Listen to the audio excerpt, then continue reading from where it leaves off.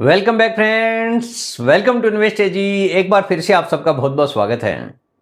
Friends, कुछ निवेशक ऐसे हैं जिनके दिमाग में आना लग गया है कि एसआईपी में भी नुकसान है और लमसम में भी नुकसान है। दोनों ही तरह के निवेश से लगातार नुकसान बढ़ते जा रहा है। तो आखिर हम निवेश क्यों करें? हर किसी निवेशक के दिमाग में ऐसा सवाल आना स्वाभाविक भी है। तो आज इसी से रिलेटेड पूरा डिटेल में 1 बाय 1 आपके साथ में शेयर करूंगा, जिससे आपको पता चल सकेगा कि आखिर ऐसे समय में आपको क्या निवेश करना है और कैसे निवेश करने की ज़रूरत है।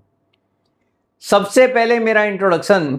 मेरा नाम है रविकांत शर्मा और मैं MP registered mutual fund distributor हूं। मेरा एमपी रजिस्ट्रेशन नंबर है ARN138523। Employ unique ID number दिया है EUIN E234641।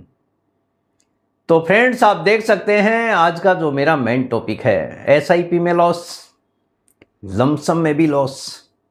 तो फिर निवेश क्यों करें? आज का जो मेन टॉपिक है, इसी से रिलेटेड पूरा डिटेल आपके साथ में मैं शेयर करने वाला हूं। एसआईपी बराबर नुकसान, लमसम बराबर भी नुकसान ही है। फिर निवेश क्यों करें?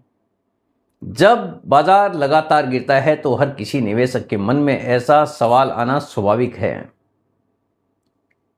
एक सवाल आता है, एसआईपी में भी नुकसान है, लमसम में भी नुकसान है, फिर निवेश करें तो क्यों करें? ऐसा सोचना बिल्कुल सामान्य है। इतिहास गवाह है कि जब भी बाजार में गिरावट आती है, ज्यादातर निवेशक घबरा जाते हैं।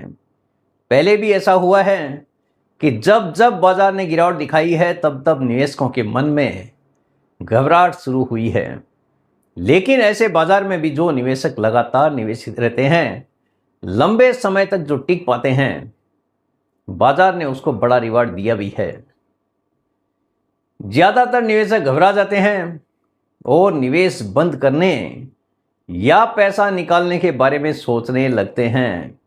एक्चुअली यही समय होता है निवेश को बढ़ाने का या फिर जो आपका इन्वेस्टमेंट चल रहा है उसको कंटिन्यू करने का। लेकिन ज़्यादातर निवेशक हैं बाजार की गिरावट को देखकर घबराहट महसूस करने लग जाते हैं, क्योंकि हर किसी को अपना पैसा प्यारा होता है। निवेशकों के मन में सवाल आता है कि मैं लगातार निवेश करते जा रहा हूं, लेकिन बाजार है कि ऊपर आने का नाम ही नहीं ले रहा है। उसके बावजूद भी इतना इन्वेस्टमेंट कर रहा हूं, फिर भी मुझे लगातार नुकसान देते ही जा रहा है।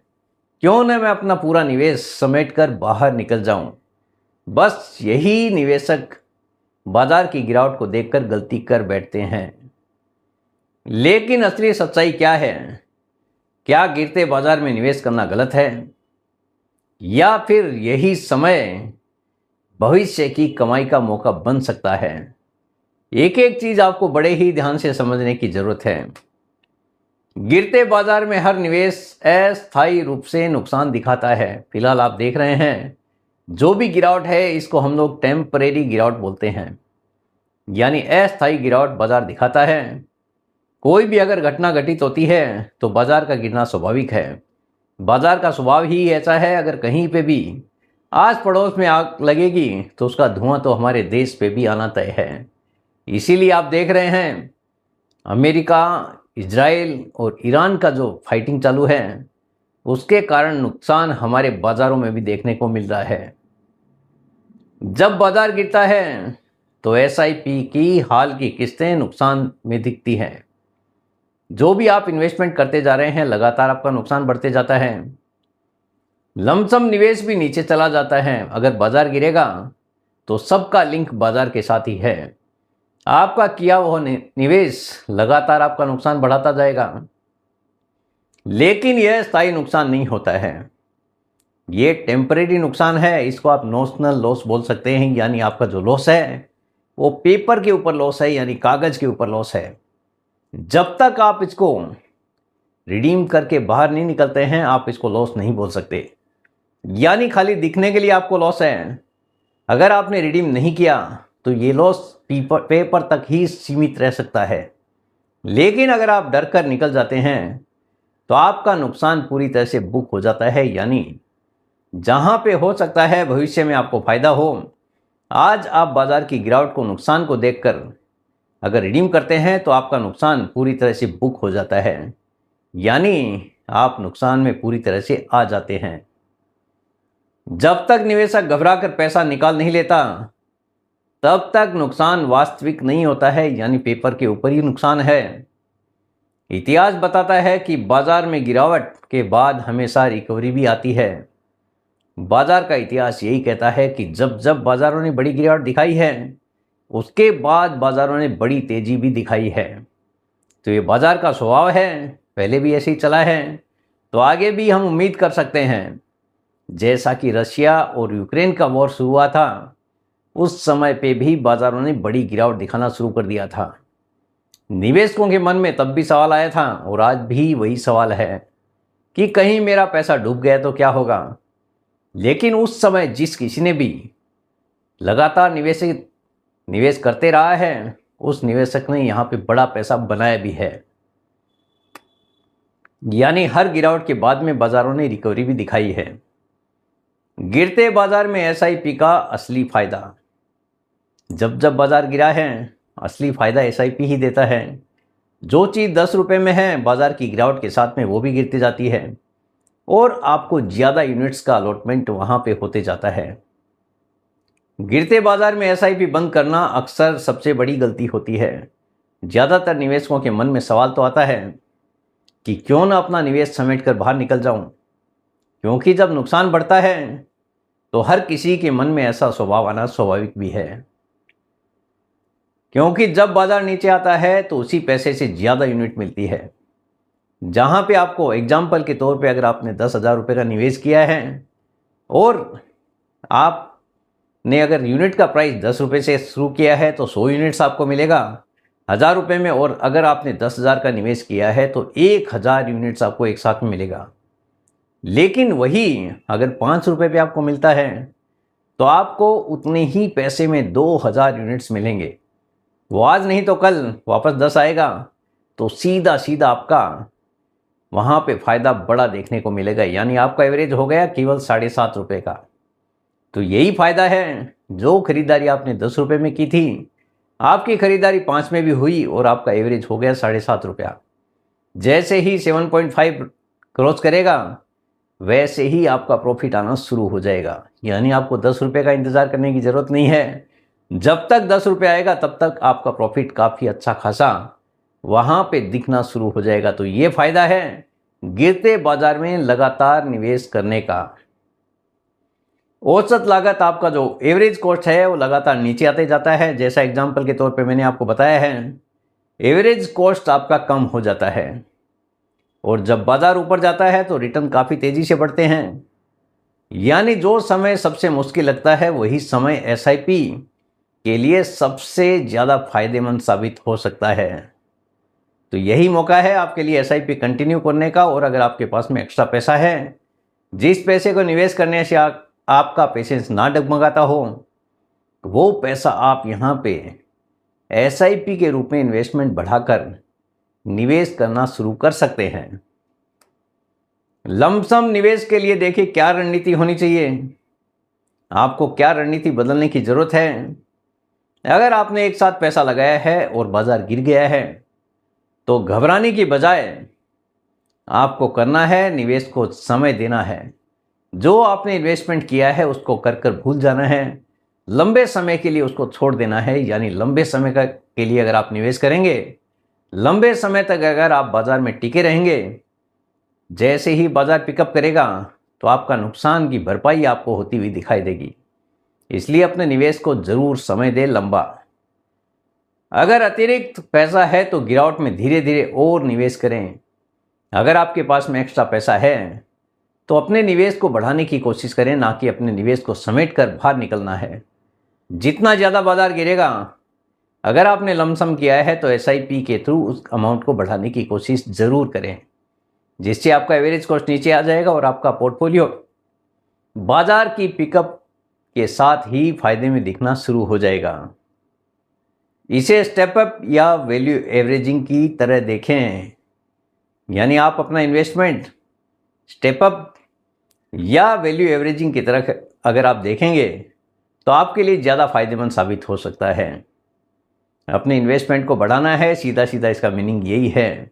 बाजार की गिरावट में, बाजार में धैर्य अक्सर सबसे बड़ा हथियार होता है।